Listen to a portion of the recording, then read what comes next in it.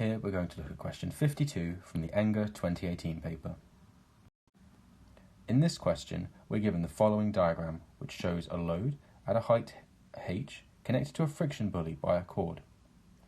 We're told that as the load falls, half of its energy is going to be lost. This is going to be due to friction inside the friction pulley, so it'll be transferred as heat.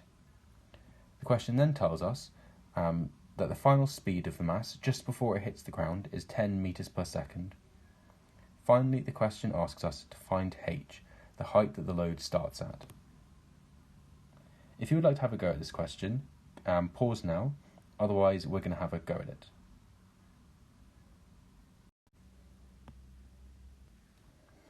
Right, so in this question we're told that half of the energy is lost as the load is falling across this distance h. Now this is probably a good indicator that we're going to have to use energy in this question, so how about we try and find the energy at the beginning and then the energy at the end, and then we can try and use this half of the energy being lost. So the initial energy of our load is just going to be what? Well, it's going to be the gravitational potential energy of our mass. So this is going to be given by the mass of our load, m, multiplied by the acceleration due to gravity, g, multiplied by the height of our load, h.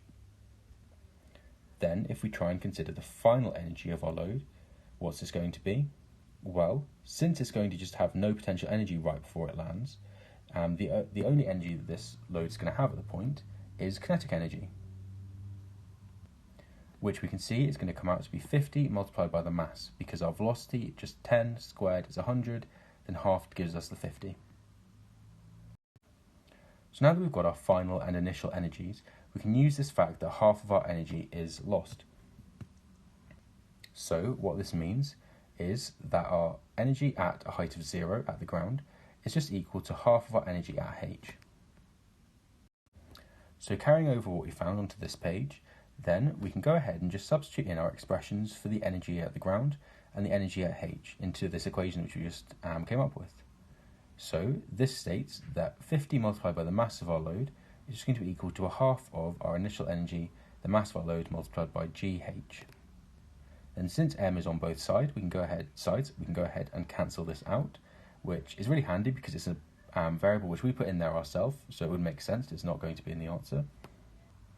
And then we can just rearrange this expression for h. So multiplying by 2, we get that h is equal to 100, and then dividing by g, we get h being equal to 100 over g, sorry. Since we know as well that g is just going to be given by 10, then h is just equal to 100 divided by 10, which simplifies down to 10 meters. Now this is going to correspond to answer F given in the question.